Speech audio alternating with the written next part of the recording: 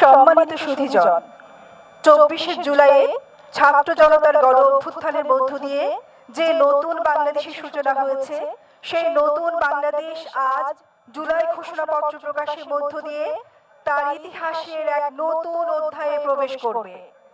এই ঐতিহাসিক মুহূর্তের শুভক্ষণে সকলকে অনুরোধ করছি, আসুন আমরা সমবেত কণ্ঠে জাতীয় সঙ্গীত গাই।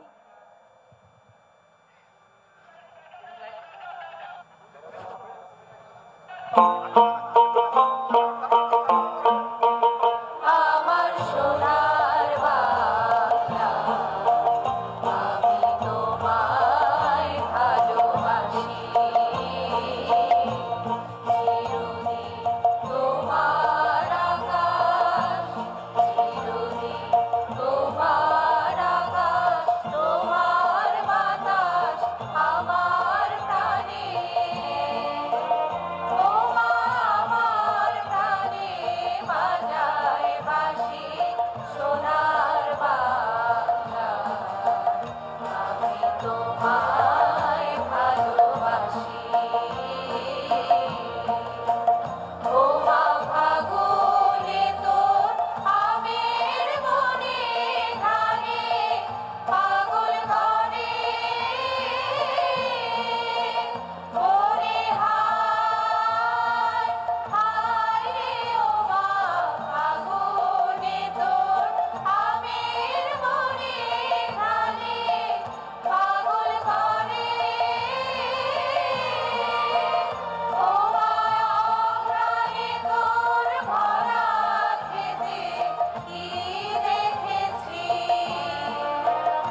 আমি, কি দেখেছি মধুর হাসি। সোনার বাংলা, আমি তোমায় ভালোবাসি। কি শোভা কি ছায়া গো, কি স্নেহ কি মায়া গো, কি আঁচল বিছায়েছ বটের মূলে, নদীর কূলে কূলে। মা তোর মুখের বাণী আমার কানে লাগে সুধার মতো, ওরে হায় হায় রে। মা তোর মুখের বাণী আমার কানে লাগে সুধার মতো, মা তোর বদন খানি জলে ভাসি। সোনার বাংলা, আমি তোমায় ভালোবাসি।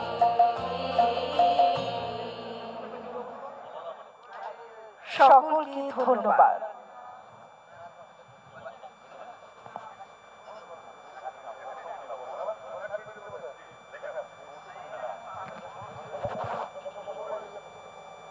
সম্মানিত নাগরিকবৃন্দ, আমরা জানি জুলাই গণ অভ্যুত্থান শত শত ছাত্র জনতার আত্মদানের ফসল।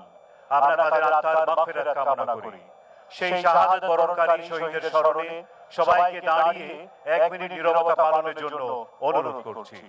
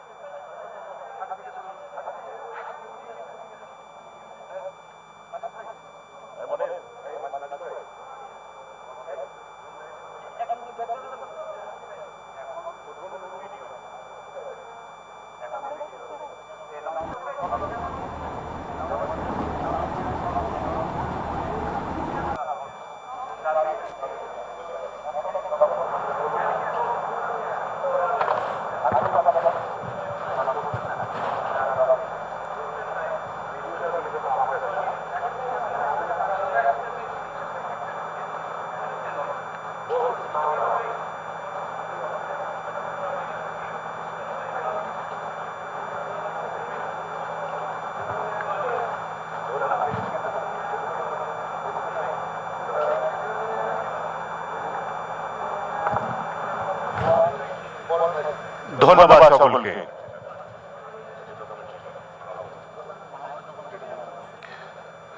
সম্মানিত সুধীবৃন্দ, এবারে জুলাই ঘোষণাপত্র পাঠের মূল অনুষ্ঠান শুরুর আগে আমরা একটি প্রামাণ্যচিত্র দেখব। 2024-এর জুলাইয়ে যারা মাথা তুলে বুক চিতিয়ে লড়াই করেছেন এবং ভয়াবহভাবে আহত হয়ে দুর্বিষহ জীবনযাপন করছেন, তাদেরই একজন মাহবুবুল। দেখুন জুলাই যোদ্ধা মাহবুবুলকে নিয়ে নির্মিত প্রামাণ্যচিত্র জুলাই বীরগাথা।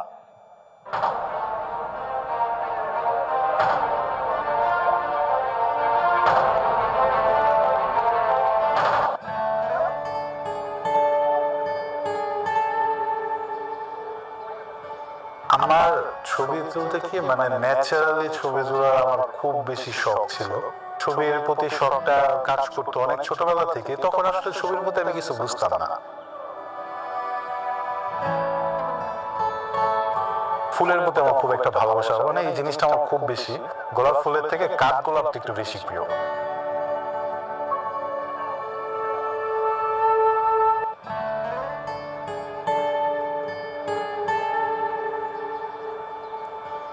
আমার ছবি তুলতে কি ন্যাচারালি ছবি তোলার আমার খুব বেশি শখ ছিল। ছবির প্রতি শখটা কাজ করতো অনেক ছোটবেলা থেকে। তখন আসলে ছবির প্রতি আমি কিছু বুঝতাম না। ফুলের প্রতি আমার খুব একটা ভালোবাসা, এই জিনিসটা আমার খুব বেশি। গোলাপ ফুলের থেকে কাঠ গোলাপটা একটু বেশি প্রিয়।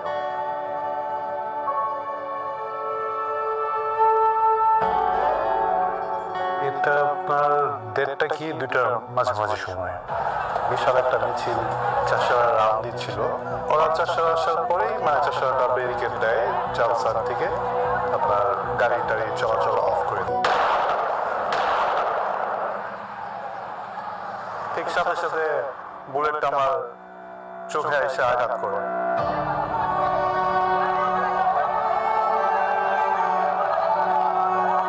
চোখ দিয়ে রক্ত মনে হয় কি গরু কাটলে যেরকম না ওরকম ওর ইটা হইতেছে। হওয়ার পরে ওই দেখে আমি আর মাথা কোন আমি রাখতেছি না। ও শুধু আমাকে বললো যে আম্মু আমাকে মাফ করে দিও।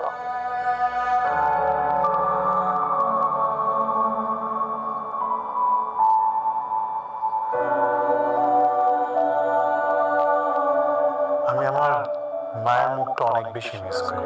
অনেক বলতে প্রচন্ড পরিমাণের বেশি মিস করি, যেটা কখনো এক্সপ্লেনেশনে বলে বোঝানো সম্ভব না।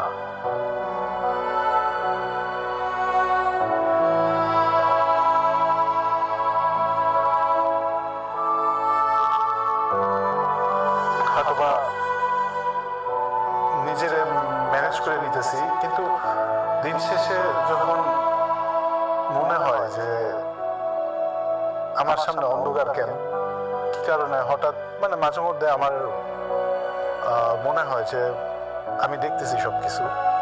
পরক্ষণে যখন আবার জিনিসটা শেষ হয়ে যায়, কালো অন্ধকারটা চোখের সামনে ফুটে ওঠে, তখন রাত্রে যখন ঘুমাতে যায় ঘুম হয় না, তো তাকাই থাকে চোখ বন্ধ করে। আর আব্বু বলে কি চোখ বন্ধ করে থাকলে ঘুম আসবে। আমি যখন চোখটা বন্ধ করি তখন মনে হয় কি যে মা বাবা তো দিনটা 24 ঘন্টা এই অন্ধকারের ভিতরে কাটায়।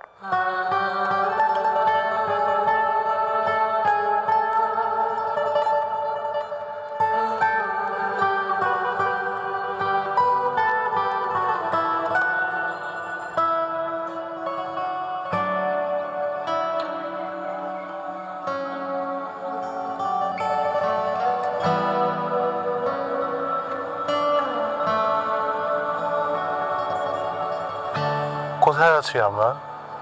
আরেকটা পার্কে আসছি? না ভাই, আমরা জাতীয় সংসদ ভবনের সামনে। বলেন কি?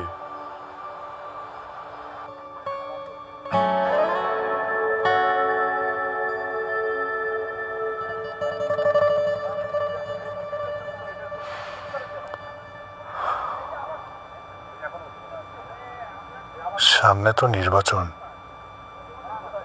যেদিন অধিবেশন বসবে সেদিন যদি একটু আসতে পারতাম। আমি তো আর দেখতে পাবো না,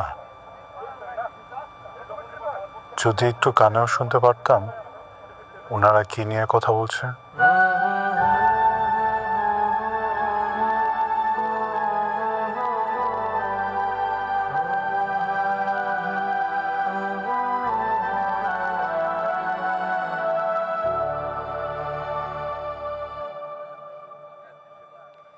সম্মানিত সুধী, এতক্ষণ আমরা দেখলাম জুলাই যোদ্ধা মাহবুবুলের উপর নির্মিত একটি প্রামাণ্যচিত্র। সম্মানিত সুধীবৃন্দ, এবারে প্রারম্ভিক বক্তব্য দেওয়ার জন্য অনুরোধ জানাচ্ছি শহীদ মাহমুদুর রহমান সৈকতের বোন সাবরিনা আফরোজ সেবন্তীকে।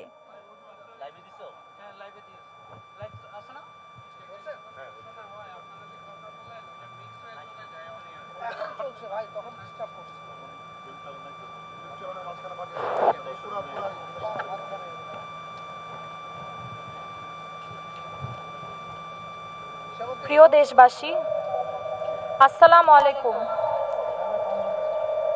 জুলাই গণ অভ্যুত্থানের 1 বছর পূর্তি উপলক্ষে এক ঐতিহাসিক সমাবেশে আমরা একত্রিত হয়েছি। 1 বছর আগে এই দিনে একটি স্বৈরাচারী ফ্যাসিস্ট সরকারের পতন হয়েছিল এবং তৎকালীন অবৈধভাবে নির্বাচিত সরকার প্রধান পদত্যাগ করে দেশ থেকে পালিয়ে যেতে বাধ্য হয়েছিল। বাংলাদেশে যার নজির ইতিপূর্বে দেখা যায়নি। এই অভূতপূর্ব গণ অভ্যুত্থান আমাদেরকে অর্জন করতে হয়েছে বহু ত্যাগের বিনিময়ে। আমার ভাই শহীদ মাহমুদুর রহমান সৈকত সহ আমার সকল শহীদ ভাই বোনদের আমি গভীর শ্রদ্ধার সঙ্গে স্মরণ করছি। আন্দোলনের সময় গত 19 জুলাই রাজধানীর মোহাম্মদপুরের নূরজাহান রোডে সরকারি প্রাথমিক বিদ্যালয়ের সামনের সড়কে স্বৈরাচারী বাহিনীর গুলি আমার ভাইয়ের প্রাণ কেড়ে নেয়। আমার ভাই সকল শহীদ ভাইয়ের প্রাণের বিনিময়ে আজ আমি মুক্ত স্বাধীন বাংলাদেশে আপনাদের সামনে কথা বলছি। 19 জুলাই আমার পরিবার যখন আমার ভাইয়ের লাশ শহীদ সোহরাওয়ার্দী মেডিকেল কলেজ হাসপাতালের মর্গে পায়, তখন দেখা যায় তার মাথায় ছিল রক্তাক্ত ব্যান্ডেজ। মৃত্যুর কারণ হিসেবে লেখা ছিল গানশট। এই গানশট শুধু আমার ভাইয়ের মাথায় নয়, আমার পুরো পরিবারের মাথায় লেগেছিল, বাংলাদেশের হৃদয়ে লেগেছিল। আমার ভাইয়ের উচ্চতা ছিল 6 ফুট 2 ইঞ্চি। আমার বাবা সবসময় আমার ভাইয়ের উচ্চতা নিয়ে গর্ব করতেন, অথচ সেই উচ্চতায় আমাদের সকলের জন্য কাল হয়ে দাঁড়ালো। গুলি এসে ছিদ্র করে দিয়ে চলে গেল আমার ভাইয়ের মাথা। কিন্তু আমি, আমার পরিবার যখন দেখি আজ আমরা পুরো দেশের পরিবার হয়ে গেছি, তখন আমরা কিছুটা স্বস্তি বোধ করি। দেশের ভবিষ্যৎ নিয়ে আশাবাদী হয়ে উঠি। দেশের ভবিষ্যৎ যখন সম্পূর্ণ অন্ধকারাচ্ছন্ন মনে হচ্ছিল, সামনে কোনো আলোর দিশারি খুঁজে পাওয়া যাচ্ছিল না, তখন এই সফল গণ অভ্যুত্থানই আমাদেরকে আবার নতুন বাংলাদেশ গড়ার স্বপ্ন দেখালো। সেই স্বপ্ন বাস্তবায়নের পথে আমরা যেন কিছুতেই লক্ষ্যচ্যুত না হই। জনগণের রাষ্ট্রকে আমরা যেন আবার জনগণের কাছে ফিরিয়ে দিতে পারি। জুলাই গণ অভ্যুত্থানের মূল আকাঙ্ক্ষা ছিল আমরা যেন একটি কার্যকর গণতান্ত্রিক শাসন ব্যবস্থা প্রবর্তন করতে পারি, যার মাধ্যমে একটি শোষণমুক্ত, বৈষম্যহীন, ন্যায্য ও মূল্যবোধ সম্পন্ন সামাজিক ও রাজনৈতিক বন্দোবস্ত প্রতিষ্ঠিত হবে, যেখানে মানবাধিকার ও চিন্তার স্বাধীনতা সুপ্রতিষ্ঠিত থাকবে। যে ব্যবস্থা বর্তমান ও আগামী প্রজন্মের আশা আকাঙ্ক্ষা ধারণ করবে। আমাদের সামনের পথ নিষ্কণ্টক নয়। নানা ষড়যন্ত্র ও বাধা বিপত্তির সম্মুখীন হতে পারি আমরা। তাই রাজনৈতিক মতাদর্শের ভিন্নতা সত্ত্বেও, ধর্ম, বর্ণ, শ্রেণী, পেশা নির্বিশেষে আমরা যেন জুলাই 24 এর অভ্যুত্থানের সপক্ষের সকল শক্তির ঐক্য ধরে রাখতে পারি। আজকের এই আয়োজন সেই ঐক্যেরই প্রতীক। আজকের জুলাই ঘোষণা সেই ঐক্যবদ্ধ গণ আকাঙ্ক্ষারই বহিঃপ্রকাশ হয়ে থাকুক এই কামনা করি। সবাই আমার ভাই সৈকত সহ সকল শহীদদের আত্মার জন্য মাগফিরাতের জন্য এবং আহতদের দ্রুত আরোগ্য লাভের জন্য দোয়া করবেন। ধন্যবাদ। আসসালামু আলাইকুম। ধন্যবাদ সাবরিনা আফরোজ সেবন্তী। সম্মানিত নাগরিকবৃন্দ, এবারে সেই ঐতিহাসিক মুহূর্ত যার জন্য সারা দেশের মানুষ অধীর আগ্রহে অপেক্ষা করে আছে। এখন জুলাই ঘোষণাপত্র পাঠের সেই মাহেন্দ্রক্ষণ। 2024-এর গণ অভ্যুত্থান পরবর্তী এদেশের আপামর ছাত্র জনতার বহু কাঙ্ক্ষিত জুলাই ঘোষণাপত্র পাঠ করার জন্য বাংলাদেশ সরকারের মাননীয় প্রধান উপদেষ্টা ডক্টর মোহাম্মদ ইউনূস মহোদয়কে বিনীত অনুরোধ জানাচ্ছি। মঞ্চে উপবিষ্ট দেশের শীর্ষ রাজনৈতিক দলের নেতৃবৃন্দকে বিনীত অনুরোধ করছি জুলাই ঘোষণাপত্র পাঠের সময় মাননীয় প্রধান উপদেষ্টার পাশে দাঁড়িয়ে সংহতি জানানোর জন্য। শীর্ষ রাজনৈতিক দলের নেতৃবৃন্দকে সাথে নিয়ে এবারে জুলাই ঘোষণাপত্র পাঠ করছেন মাননীয় প্রধান উপদেষ্টা ডক্টর মোহাম্মদ ইউনূস। আসসালামু আলাইকুম। আজকে দেশের নেতৃবৃন্দকে সঙ্গে নিয়ে জাতির যে গুরুত্বপূর্ণ দায়িত্ব পালন আমাদের জন্য রহমত বর্ষণ করছেন। আল্লাহর রহমত নিয়ে আমি এই ঘোষণাপত্র পাঠ করব। যেহেতু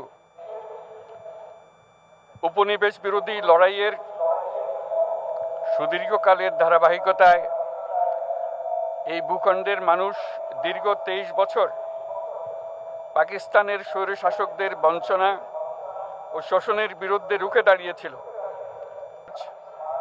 স্বাধীনতা ঘোষণা করে রক্তক্ষয়ী বাংলাদেশ রাষ্ট্র প্রতিষ্ঠা করেছিল। পামর জনগণ দীর্ঘ আন্দোলন সংগ্রামের মধ্য দিয়ে এই সামাজিক সুবিচারের ভিত্তিতে উদার হয়েছে এবং যেহেতু স্বাধীন বাংলাদেশের 1972 সালের সংবিধান প্রণয়ন পদ্ধতি এর কাঠামোগত দুর্বলতা ও অপপ্রয়োগের ফলে স্বাধীনতা পরবর্তী আওয়ামী লীগ সরকার মুক্তিযুদ্ধের জন আকাঙ্ক্ষা পূরণে ব্যর্থ হয়েছিল এবং গণতন্ত্র ও রাষ্ট্রীয় প্রতিষ্ঠানগুলোর কার্যকারিতা ক্ষুণ্ণ করেছিল। এবং যেহেতু স্বাধীনতা পরবর্তী আওয়ামী লীগ সরকার স্বাধীনতার মূল মন্ত্র গণতান্ত্রিক শাসন ব্যবস্থার বিপরীতে বাকশাল নামে সাংবিধানিকভাবে একদলীয় শাসন ব্যবস্থা কায়েম করে এবং মত প্রকাশ ও বিচার বিভাগের স্বাধীনতা হরণ করে, যার প্রতিক্রিয়ায় 1975 সালের 7ই নভেম্বর দেশের সিপাহী জনতার ঐক্যবদ্ধ বিপ্লব সংগঠিত হয় এবং পরবর্তী সময়ে একদলীয় বাকশাল পদ্ধতির পরিবর্তে বহুদলীয় গণতন্ত্র, মত প্রকাশ ও বিচার বিভাগের স্বাধীনতা পুনঃপ্রবর্তনের পথ সুগম হয়। এবং যেহেতু 80-র দশকে সামরিক স্বৈরশাসনের বিরুদ্ধে দীর্ঘ 9 বছর ছাত্র জনতার অবিরাম সংগ্রামের মধ্য দিয়ে 1990 সালে গণ অভ্যুত্থান সংগঠিত হয় এবং 91 সনে পুনরায় সংসদীয় গণতান্ত্রিক শাসন ব্যবস্থার প্রবর্তন করা হয়।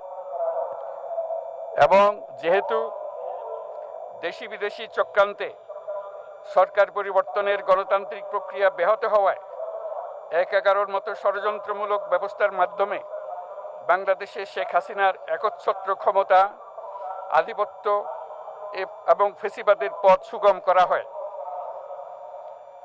যেহেতু দীর্ঘ 16 বছরের ফেসিবাদী অগণতান্ত্রিক গণবিরোধী শাসন ব্যবস্থা কায়েমের লক্ষ্যে এবং একদলীয় রাষ্ট্র ব্যবস্থা প্রতিষ্ঠার অতি উগ্র বাসনা চরিতার্থ করার অভিপ্রায়ে সংবিধানে অবৈধ অগণতান্ত্রিক পরিবর্তন করা হয়, যার ফলে একদলীয় একচ্ছত্র ক্ষমতা ও আধিপত্য প্রতিষ্ঠার পথ সুগম হয়। এবং যেহেতু শেখ হাসিনার আওয়ামী লীগ সরকারের দুঃশাসন, গুম খুন, আইন বহির্ভূত হত্যাকাণ্ড, মত প্রকাশের স্বাধীনতা হরণ এবং একদলীয় স্বার্থে সংবিধান সংশোধন ও পরিবর্তন বাংলাদেশের সকল রাষ্ট্রীয় সাংবিধানিক প্রতিষ্ঠানসমূহকে ধ্বংস করে। এবং যেহেতু হাসিনা সরকারের আমলে তারই নেতৃত্বে একটি চরম গণবিরোধী একতান্ত্রিক ও মানবাধিকার হরণকারী শক্তি বাংলাদেশকে একটি ফেসিবাদী মাফিয়া এবং ব্যর্থ রাষ্ট্রের রূপ দিয়ে আন্তর্জাতিকভাবে বাংলাদেশের ভাবমূর্তি ক্ষুণ্ণ করে, এবং যেহেতু তথাকথিত উন্নয়নের নামে শেখ হাসিনার ফেসিবাদী নেতৃত্বে সীমাহীন দুর্নীতি, ব্যাংক লুট, অর্থ পাচার ও অর্থনৈতিক প্রতিষ্ঠানগুলিকে ধ্বংসের মধ্যে দিয়ে বিগত পতিত দুর্নীতিবাজ আওয়ামী লীগ সরকার বাংলাদেশ ও এর অমিত অর্থনৈতিক সম্ভাবনাকে বিপর্যস্ত করে তোলে এবং পরিবেশ, প্রাণ বৈচিত্র্য ও জলবায়ুকে বিপন্ন করে। এবং যেহেতু শেখ হাসিনার ফ্যাসিস্ট সরকারের বিরুদ্ধে রাজনৈতিক দল, ছাত্র শ্রমিক সংগঠন সহ সমাজের সর্বস্তরের জনগণ গত প্রায় 16 বছর যাবৎ নিরন্তর গণতান্ত্রিক সংগ্রাম করে জেল জুলুম, হামলা মামলা, গুম খুন ও বিচার বহির্ভূত হত্যাকাণ্ডের শিকার হয়। এবং যেহেতু বাংলাদেশে বিদেশি রাষ্ট্রের অন্যায় প্রভুত্ব, শোষণ ও খবরদারিত্বের বিরুদ্ধে এদেশের মানুষের ন্যায়সঙ্গত আন্দোলনকে বহিঃশক্তির তাবেদার আওয়ামী লীগ সরকার নিষ্ঠুর শক্তি প্রয়োগের মাধ্যমে দমন করে। এবং যেহেতু অবৈধভাবে ক্ষমতা অব্যাহত রাখতে আওয়ামী লীগ সরকার 3টি প্রহসনের নির্বাচনে এর জাতীয় সংসদ নির্বাচন এদেশের মানুষকে ভোটাধিকার ও প্রতিনিধিত্ব থেকে বঞ্চিত করে। যেহেতু আওয়ামী লীগ আমলে ভিন্ন মতের রাজনৈতিক নেতাকর্মী, শিক্ষার্থী, তরুণদের নিষ্ঠুরভাবে নির্যাতন করা হয় এবং সরকারি চাকুরিতে একচেটিয়া দলীয় নিয়োগ এবং কোটাভিত্তিক বৈষম্যের কারণে ছাত্র, চাকুরি প্রার্থী, নাগরিকদের মধ্যে চরম ক্ষোভের জন্ম হয়।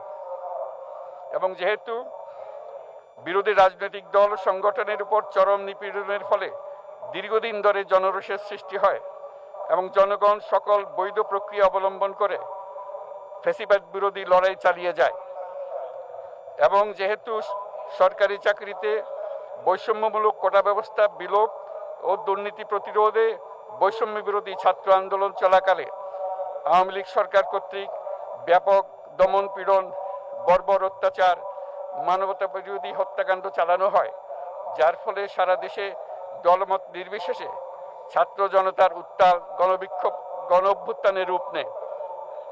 এবং যেহেতু ফ্যাসিস্ট শক্তির বিরুদ্ধে অদম্য ছাত্র জনতার অভ্যুত্থানে রাজনৈতিক দল, ধর্মীয়, সামাজিক, সাংস্কৃতিক, পেশাজীবী, নারী ও শ্রমিক সংগঠনসমূহ সমাজের সকল স্তরের মানুষ যোগদান করে এবং আওয়ামী ফ্যাসিবাদী বাহিনী রাজপথে নারী, শিশু সহ প্রায় 1000 মানুষকে নির্বিচারে হত্যা করে, অগণিত মানুষ পঙ্গুত্ব, অন্ধত্ব বরণ করে। আন্দোলনের চূড়ান্ত পর্যায়ে সামরিক বাহিনীর সদস্যগণ জনগণের গণতান্ত্রিক লড়াইকে সমর্থন প্রদান করে। এবং যেহেতু অবৈধ শেখ হাসিনা সরকার পতন, ফ্যাসিবাদী ব্যবস্থার বিলোপ এবং নতুন রাজনৈতিক বন্দোবস্তের লক্ষ্যে বৈষম্য বিরোধী ছাত্র আন্দোলনের ডাকে জনগণ অসহযোগ আন্দোলন শুরু করে, পরবর্তী সময়ে 5ই আগস্ট ঢাকা অভিমুখে লং মার্চ পরিচালনা করে এবং ফ্যাসিবাদ বিরোধী আন্দোলনরত সকল রাজনৈতিক দল, ছাত্র জনতা তথা সর্বস্তরের সকল শ্রেণীর পেশার আপামর জনসাধারণ তীব্র আন্দোলনের চূড়ান্ত পর্যায়ে গণভবনমুখী জনতার উত্তাল যাত্রার মুখে ফ্যাসিস্ট হাসিনা 5ই আগস্ট 2024 তারিখে এবং যেহেতু বাংলাদেশের রাজনৈতিক ও সাংবিধানিক সংকট মোকাবেলায় গণ অভ্যুত্থানের মধ্য দিয়ে ব্যক্ত জনগণের সার্বভৌমত্বের প্রত্যয় ও প্রয়োগ রাজনৈতিক ও আইনি উভয় দিক থেকে যুক্তিসঙ্গত, বৈধ ও আন্তর্জাতিকভাবে স্বীকৃত এবং যেহেতু জনগণের দাবি অনুযায়ী এরপর অবৈধ দ্বাদশ জাতীয় সংসদ ভেঙে দেওয়া হয় এবং সংবিধানের 106 অনুচ্ছেদ অনুসারে সুপ্রিম কোর্টের মতামতের আলোকে সাংবিধানিকভাবে ডক্টর মোহাম্মদ ইউনূসের নেতৃত্বে 8ই আগস্ট 2024 তারিখে একটি অন্তর্বর্তীকালীন সরকার গঠন করা হয়। এবং যেহেতু বাংলাদেশের সর্বস্তরের জনগণের ফ্যাসিবাদ বিরোধী তীব্র আকাঙ্ক্ষা এবং ছাত্র জনতার অভ্যুত্থানের মধ্য দিয়ে ফেসিবাদ, বৈষম্য, দুর্নীতিমুক্ত সমাজ ও রাষ্ট্র বিনির্মাণের অভিপ্রায় প্রকাশিত হয়।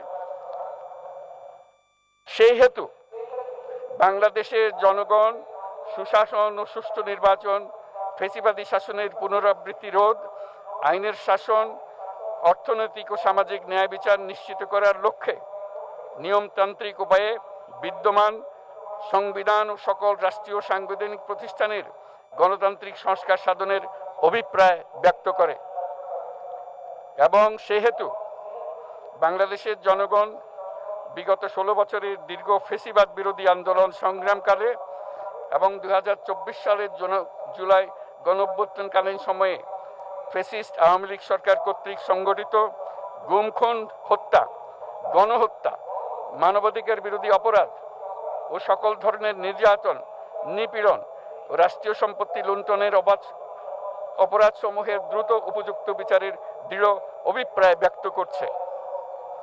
সেহেতু বাংলাদেশের জনগণ জুলাই জনগণের সকল শহীদদের জাতীয় বীর হিসেবে ঘোষণা করে শহীদদের পরিবার, আহত যোদ্ধা এবং আন্দোলনকারী ছাত্র জনতাকে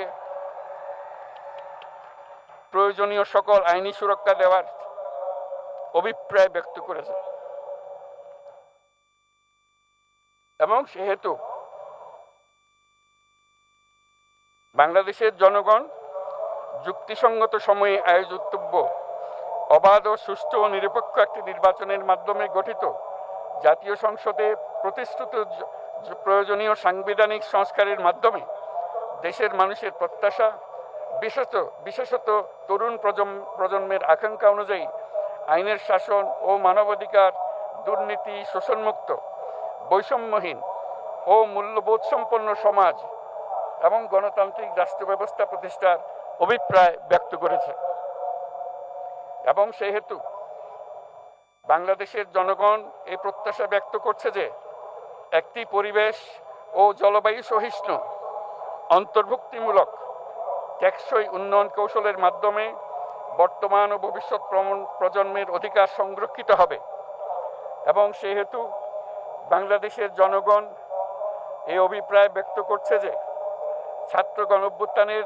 2024-এর উপযুক্ত রাষ্ট্রীয় সাংবিধানিক স্বীকৃতি প্রদান করা হবে এবং পরবর্তী নির্বাচনে নির্বাচিত সরকারের সংস্কারকৃত সংবিধানের তফসিলে এই ঘোষণাপত্র সন্নিবেশিত করা হবে এবং 5ই আগস্ট 2024 সালে গণঅভ্যুত্থানে বিজয়ী বাংলাদেশের জনগণের আকাঙ্ক্ষার প্রতিফলন হিসেবে এই ঘোষণা প্রণয়ন করা হলো।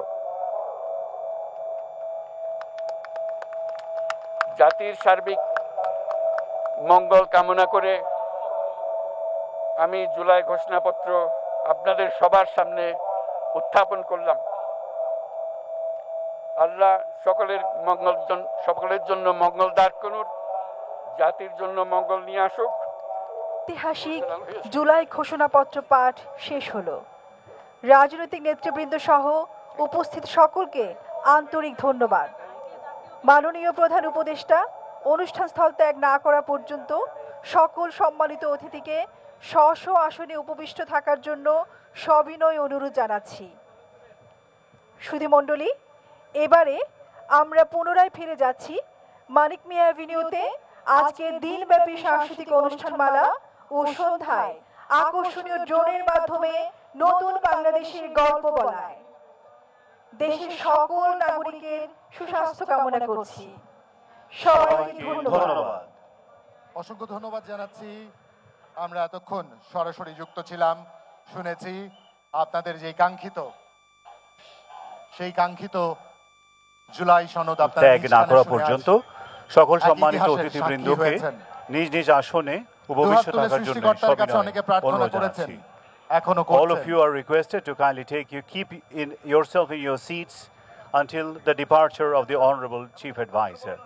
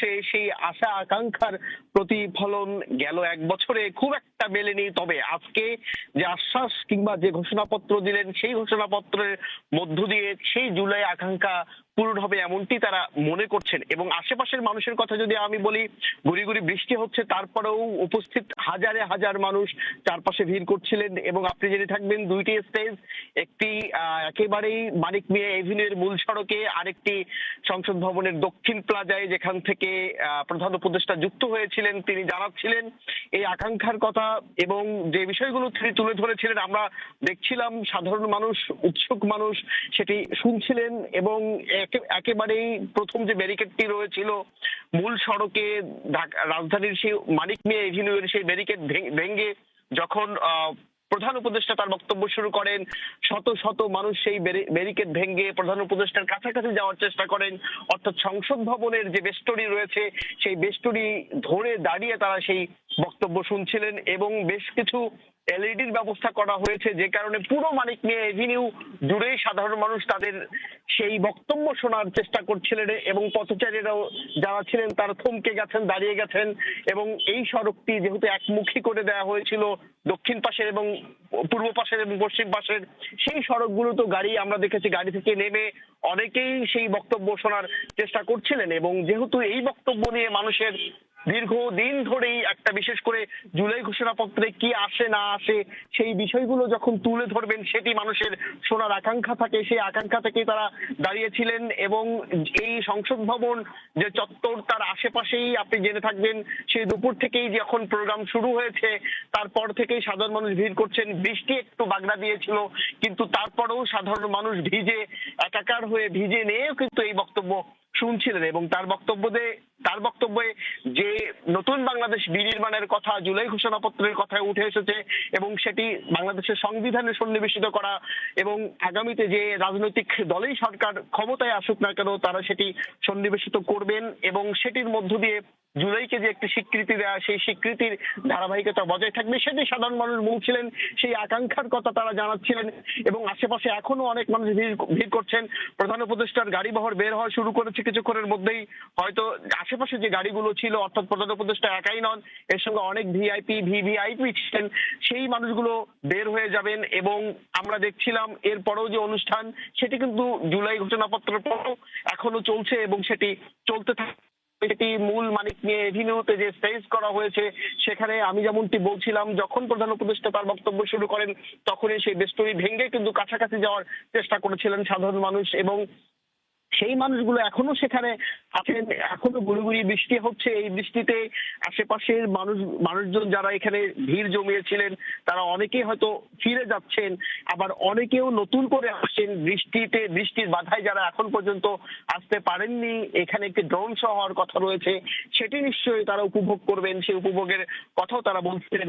বৃষ্টি এবং সাধারণ মানুষের আমি অভিব্যক্তি দেখেছি, তাদের চোখে মুখে যে নতুন বাংলাদেশ বিনির্মাণের কথা প্রধান উপদেষ্টা ডক্টর ইউনূস বলে গেলেন সেটি তারা ধারণ করতে চান। এবং এখানে যারা এসেছেন সেই কথা ধারণ করেই ঘরে ফিরে যেতে চান। এই বাংলাদেশ নতুন বাংলাদেশ, এবং সেই নতুন বাংলাদেশে কোনো চাঁদাবাজ, দারিদ্র, বৈষম্য থাকবে না, সেটির কথাও কিন্তু দিনভর এখানে যারা এসেছেন এই প্রোগ্রামে তারা কিন্তু দিনভর সেই কথাই বলছিলেন। বৃষ্টি ছিলাম সেটি তারা আসছেন বলছেন এবং তাদের কথা আমরা আরো শুনতে চাই, বিশেষ করে সাধারণ মানুষের প্রতিক্রিয়া জানতে চাই। অহন আপনি সেটি সংগ্রহ করতে থাকুন, আমরা আরেকজন সহকর্মীর মাধ্যমে দর্শকদের একটু আপডেট জানাতে চাই, কারণ আমাদের আরেকজন সহকর্মী তানভীর মৌসুমও আছেন মানিক মিয়া এভিনিউয়ে।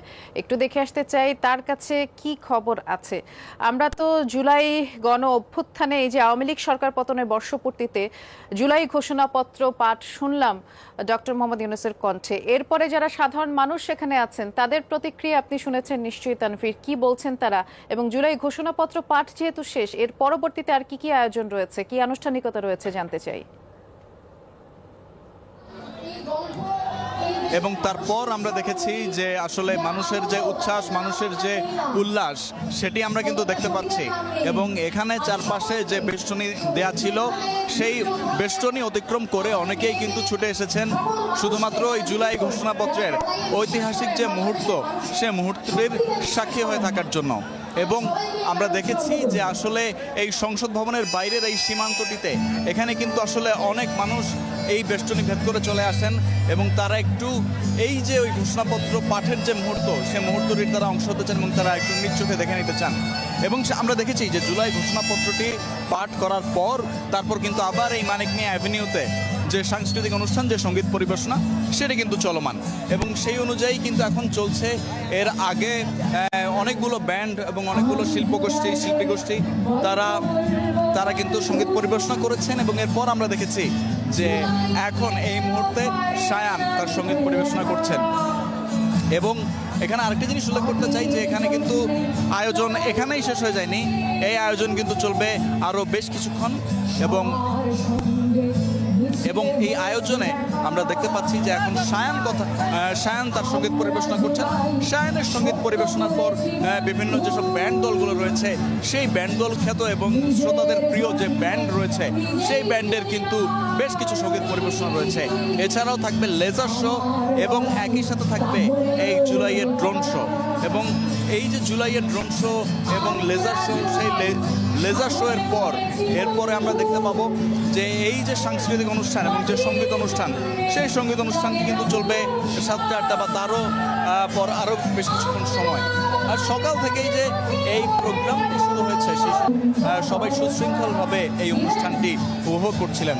তবে জুলাই ঘোষণাপত্র পাঠের আগ পর্যন্ত আমরা দেখি যে আসলে মানুষের যে আগ্রহ, সে আগ্রহ কিন্তু আসলে সব ধরনের বাঁধ ভেঙে যায় এবং মানুষজন তখন হচ্ছে সংসদ ভবনের এই সামনের অংশটি কিন্তু তারা তখন দেখার জন্য তারা আসেন এবং তখন যে আসলে অনেকেই ভিতরে ঢুকে পড়েন, এই বেষ্টনীর ভিতর ঢুকে পড়েন, মঞ্চের চারপাশে যে বেষ্টনী দেওয়া ছিল সেই বেষ্টনীর ভিতর ঢুকে পড়েন, সেখানে কিন্তু তারা এখনো অবস্থান করছেন এবং আসলে প্রচুর পরিমাণে মানুষ এখনো কিন্তু ঢুকছেন এবং তারা আসলে চাইছেন এই যে জুলাইয়ের যে সাংস্কৃতিক অনুষ্ঠান, সঙ্গীত অনুষ্ঠান, সেটি সরাসরি সামনে থেকে তারা উপভোগ করতে চান। এবং যেহেতু এখানে অনেকেই ছিলেন যারা এই জুলাই অভ্যুত্থানে যাদের সক্রিয়ভাবে অংশগ্রহণ ছিল, 1 বছর পূর্তির পর তাদের জন্য কিন্তু এটি একটি আসলে আনন্দের আলাদা একটি উপলক্ষ বয়ে এনেছে। আমরা অনেকের সাথেই কথা বলেছি, তারা কিন্তু বলেছেন যে এই যে তাদের এই যে 1 বছর পূর্তি স্বৈরাচারী শেখ হাসিনার পলায়ন এবং এরপর অন্তর্বর্তী সরকার গঠিত হওয়ার পর, সেই অন্তর্বর্তী সরকার গঠিত হওয়ার পর 1টি বছর পার হয়ে গেল এবং এই 1টি বছরে কিন্তু আসলে দেখেছে মানুষের অনেক প্রত্যাশা পূরণ হয়েছে, আবার অনেকে আশাহত হয়েছেন।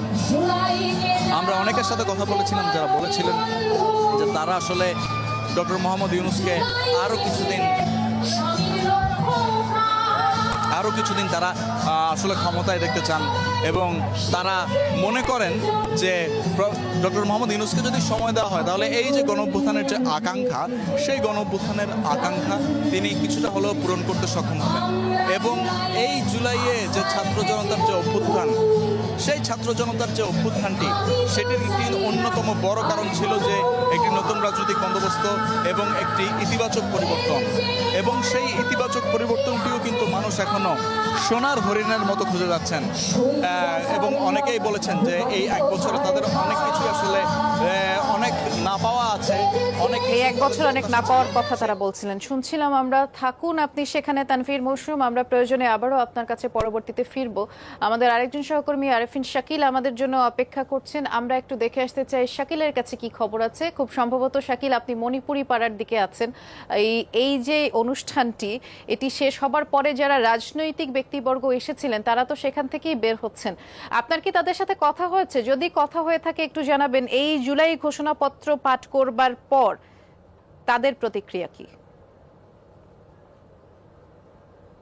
ধন্যবাদ বৃষ্টি। এখন আসলে তারা বের হননি, মূলত এখন বাংলাদেশে নিযুক্ত বিভিন্ন দেশে যে রাষ্ট্রদূতরা রয়েছেন বা দায়িত্বপ্রাপ্তরা রয়েছেন তারা বের হচ্ছেন এবং সশস্ত্র বাহিনীর ঊর্ধ্বতন কর্মকর্তারা বের হচ্ছেন, বিচারপতি যারা অংশ নিয়েছেন তারা বের হচ্ছেন। এখনও রাজনীতিবিদদের কেউ কি আমরা দেখতে পাইনি, শুধু ইসলামী আন্দোলনের একটি গাড়ি আমরা দেখতে পাচ্ছি। তার সেখানকার দলের মহাসচিব আমরা দেখতে পাচ্ছি তিনি এসছেন, কিন্তু তিনি গাড়ি থামাননি, তিনি চলে যাচ্ছেন। আমরা চেষ্টা করছি বৃষ্টি বাকি যারা বের হবেন, যেহেতু 2টি পথ, দুটি পদ দিয়ে তারা বেরোচ্ছেন। আমরা চেষ্টা করছি যাদেরকে কাছাকাছি পাবো তাদের সাথে কথা বলবার জন্য। এর মধ্যে আমরা অন্যান্য যে রাজনৈতিক দলগুলো, বিশেষ করে বিএনপির বাইরে যে রাজনৈতিক দলগুলোর সাথে কথা বলেছি, তারা ইশতেহার নিয়ে তাদের ইতিবাচক কথাই তারা বলেছেন। তারা বলছেন যে তারা এটাকে সমর্থন করেছেন এবং তাদের কাছে যে খসড়া দিয়েছেন সেই খসড়া অনেক কিছু তারা পরিবর্তনের জন্য সরকারের কাছে আবেদন জানিয়েছেন। সেক্ষেত্রে সরকার কিছু জিনিস রেখেছেন, কিছু জিনিস বাদ দিয়েছেন। এই বিষয় নিয়ে আসলে তারা পরবর্তীতে দলগতভাবে তা পর্যালোচনা করে তারা একটি সংবাদ সম্মেলনে কথা বলবেন। এরকম ছোট ছোট যে দলগুলো রয়েছে বা মোর্চাগুলো রয়েছে তারা আমাদেরকে সেই খবর জানিয়েছেন। এখন পর্যন্ত আসলে বিএনপির যারা এসছেন, আপনি জানেন বিএনপি মহাসচিব মির্জা ফখরুল ইসলাম আলমগীরের নেতৃত্বে দলের 4 জন স্থায়ী কমিটির সদস্য এসছেন, তিনি মোট 5 জন। তাদের সঙ্গে আমরা এখন পর্যন্ত আসলে কথা বলবার সুযোগ পাইনি, কারণ তারা এখনো বের হননি। তারা বের হওয়ার পর হয়তো তাদের সঙ্গে কথা বলবো। জামাতের সেক্রেটারি জেনারেল মিয়া গোলাম পরোয়ার ছিলেন, তার সঙ্গে তারাও এখনো বের হননি। এর বাইরে এনসিপির নাহিদ ইসলাম ছিলেন, আমরা দেখেছিলাম আক্তার হোসেন ছিলেন, তারাও এখন পর্যন্ত বের হননি। এখন মূলত যারা দূতাবাসের কর্মকর্তা রয়েছেন তারা মূলত এই মণিপুরের পাড়ার যে প্রবেশপথ, সেই প্রবেশপথ দিয়ে তারা বের হচ্ছেন। আপনারা হয়তো সেই ছবিও দেখতে পাচ্ছেন বৃষ্টি। এবং যেমনটা বলছিলাম যে রাজনৈতিক দলগুলোর পক্ষ থেকে আসলে দীর্ঘদিন ধরেই রাজনীতির ময়দানে এই ঘোষণাপত্র নিয়ে নানান ধরনের কথাবার্তা চলছিল। কেউ এটি সাংবিধানিক স্বীকৃতি থাকবে কি থাকবে না তা নিয়ে বিএনপি প্রশ্ন তুলেছিলেন এবং অন্য দলগুলো এটা সাংবিধানিক স্বীকৃতি তারা চেয়েছেন। আমরা এইসব বিষয় নিয়ে আসলে আজকে কথা বলবো এবং ঘোষণাপত্রের পরবর্তীতে আমরা চেষ্টা করব যে আসলে তাদের এই বিষয় নিয়ে তাদের কোনো ধরনের বক্তব্য রয়েছে কিনা। আমরা চেষ্টা করব তাদের সঙ্গে কথা বলবার। আমরা একটু চেষ্টা করছি যে আস্তে আস্তে করে যারা বেরোচ্ছেন তাদের সঙ্গে কথা বলবার জন্য কয়েকজন রাজনীতিবিদদের গাড়ি আমরা দেখতে পাচ্ছি। আমরা চেষ্টা করছি তাদের সঙ্গে কথা বলবার, যদিও সরকারি কর্মকর্তারা এবং সে সঙ্গে বিভিন্ন দলের যারা এসছেন তারা মূলত এখানে অবস্থান করছেন। যুগান্তর সম্পাদক রয়েছেন, একটু ছোট্ট করে বলবেন যে ঘোষণাপত্র তো শুনলেন। এটা একটা সত্যি যে রক্তাক্ত অভ্যুত্থানের ভেতর দিয়ে বাংলাদেশ ফ্যাসিবাদ মুক্ত হয়েছিল, সেই মুক্ত বাংলাদেশের বর্ষপূর্তিতে জন আকাঙ্ক্ষার সাথে শহীদদের আত্মার সাথে সঙ্গতি রেখে যে ঘোষণাপত্র পাঠ করা হলো আজকে, প্রফেসর ইউনূস যেটা পাঠ করলেন, সেটা আমি মনে করি এটা অসাধারণ ঐতিহাসিক একটি ঘটনা। কথা বলছিলেন যুগান্তরের সম্পাদক আব্দুল্লাহ শিকদার, তিনি কথা বলছিলেন। আমরা চেষ্টা করছি আরো কয়েকজনের সঙ্গে একটু কথা বলবার। আমার সহকর্মী নাহিদ ইসলাম তিনি রয়েছেন। আমরা এক এক করে গাড়ি আসছেন, আমরা চেষ্টা করছি। আমরা দেখতে পাচ্ছি আসলে দূতাবাসের কর্মকর্তাদের গাড়ি। এখন পর্যন্ত আসলে বড় রাজনৈতিক দলগুলো তাদের এখন পর্যন্ত আমরা গাড়ি দেখিনি, যদি ইসলামী আন্দোলনের একটি গাড়ি আমরা দেখেছিলাম। আমরা বিভিন্ন আজকে জানেন যে সব ধরনের বা সব মহলের এই প্রতিনিধি দল আজকে এই ঘোষণাপত্র পাঠের অনুষ্ঠানে ছিলেন এবং তারা কথা বলছেন। আমরা কিছুক্ষণ আগে যেমনটা বলছিলাম যে যুগান্তরের সম্পাদক কবি আসছেন, তারা বের হচ্ছেন। রাজনীতিবিদদের এখন পর্যন্ত আসলে বড় কোনো রাজনৈতিক দলের নেতৃবৃন্দকে আমরা এখন পর্যন্ত দেখতে পাচ্ছি না। আমরা যাদের সাথে টেলিফোনে আমরা কথা বলেছি তারা বেশিরভাগে এই ঘোষণাপত্রকে যুগান্তকারী ঐতিহাসিক ঘটনা বলে তারা মূল্যায়ন করেছেন এবং তারা বলছেন যে এই ঘোষণাপত্রের মাধ্যমে বাংলাদেশে আগামী দিনের মুক্ত থাকবে, কিভাবে স্বৈরাচার মুক্ত থাকবে। আগামী নির্বাচনের কথা বলা হচ্ছে এবং নির্বাচনের পর নতুন সরকার আসবে, সেই নতুন সরকার যেন স্বৈরাচার না হয়ে উঠতে পারে কিংবা ফ্যাসিবাদ না হয়ে উঠতে পারে, সেই বিষয়ে বেশ বড় ভূমিকা রাখবে এই ঘোষণাপত্র। এবং আপনি জানেন যে পতিত শেখ হাসিনা সরকার আমলে গত 15 বছরে যে গুম খুন হয়েছে, সেই গুম খুনের বিষয় নিয়ে আমরা বিভিন্ন মহলের আসলে বিভিন্ন শ্রেণী পেশার মানুষই আজকের এই ঘোষণাপত্রে অংশ নিয়েছেন। আমরা চেষ্টা করছি তাদের সঙ্গে কথা বলবার জন্য। এখনো সেই অর্থে কোনো বড় রাজনৈতিক দলের নেতৃবৃন্দকে আমরা দেখতে পাচ্ছি না। এবং যেটা বলছিলাম যে আসলে তারা বলছিলেন যে বাংলাদেশের আগামী রাজনীতির যে নতুন বন্দোবস্ত কথা বলা হচ্ছে, রাজনীতিকে কোন দিকে নিয়ে যাওয়া হবে এবং বাংলাদেশ সেই কারণে আসলে এই ঘোষণাপত্রটি অনেক বেশি দরকার ছিল বলে তারা মূল্যায়ন করছেন। এবং তারা বলছেন যে এটি যুগান্তরিক ঘটনা এবং অনেক দলেই আসলে তাদের রাজনৈতিক নানান দৃষ্টিভঙ্গির আলোকে তারা আসলে মূল্যায়ন করছেন এই ঘোষণাপত্র। এখনও আমরা দেখতে পাচ্ছি আসলে বেশিরভাগ বাংলাদেশে নিযুক্ত বেশিরভাগ যারা রাষ্ট্রদূত ছিলেন বা দূতাবাস ছিলেন, সেই দূতাবাসের কর্মকর্তারা কিংবা রাষ্ট্রদূতরা তারা আজকের এই জায়গায় অর্থাৎ এই ঘোষণাপত্র অনুষ্ঠানে তারা যোগ দিয়েছিলেন। যেহেতু প্রধান উপদেষ্টা ডক্টর ইউনূস আজকে মোটা দাগে আসলে এখনও সেই অর্থে বের হননি। আমরা চেষ্টা করছি বৃষ্টি তাদের সঙ্গে কথা বলবার এবং যেটি বিশিষ্টজনরা বারবার বলছেন যে এই ঘোষণাপত্রের মাধ্যমে বাংলাদেশের আগামী দিনে রাজনীতিক একটি নতুন বন্দোবস্ত যেমন হবে, তেমনি আগামী বাংলাদেশ পরিচালিত হওয়ার থেকে শুরু করে এবং আগামীতে যেন এই 5ই আগস্টের যে ঘটনা, সেই ঘটনা থেকে আগামী দিনে যারা রাষ্ট্র পরিচালনা করবেন বা এখন যারা করছেন তারা যেন শিক্ষা নেন। সেই ঘোষণাপত্র দেখলেন কেমন? ঘোষণাপত্র মানে আমরা 1 বছর ধরে যেগুলো বলছি না, সব মানুষ বলছে রাজনৈতিক পরবর্তী পর্যায়ে নির্বাচনকে কেন্দ্র করে যে ডেভেলপমেন্ট হচ্ছে সেইটা এটার সাথে যুক্ত করা হয়েছে। এই অ্যাসপিরেশনটা নতুন, আমাদের সাথে কোনো সাজেশনের কোনো আলোচনাও করা কথা বলছিলেন কথা বলতে নাগরিক ঐক্যের আহ্বায়ক মাহমুদুর রহমান মান্না। আমরা চেষ্টা করছি বৃষ্টি আরও যারা এসছেন তাদের সঙ্গে কথা বলবার, এবং আমরা ক্রিকেটার আরেফিন এবং সেখানে যে মাহমুদুর রহমান মান্না বলছিলেন নির্বাচন নিয়েও তিনি একটি কথা বলছিলেন যে নির্বাচন নিয়ে আসলে এখন পর্যন্ত কিছু কেন বলা হলো না, সেই বিষয়টি তিনি বলার চেষ্টা করছিলেন, সেটিও আমরা শুনছিলাম। আপনি সেখানে খবর সংগ্রহ করতে থাকুন, আমরা পরবর্তীতে আবারও ফিরব। দর্শক, আমরা ঠিক 6টার সময় আবারও যমুনার পর্দায় ফিরছি, আমাদের সাথেই থাকুন।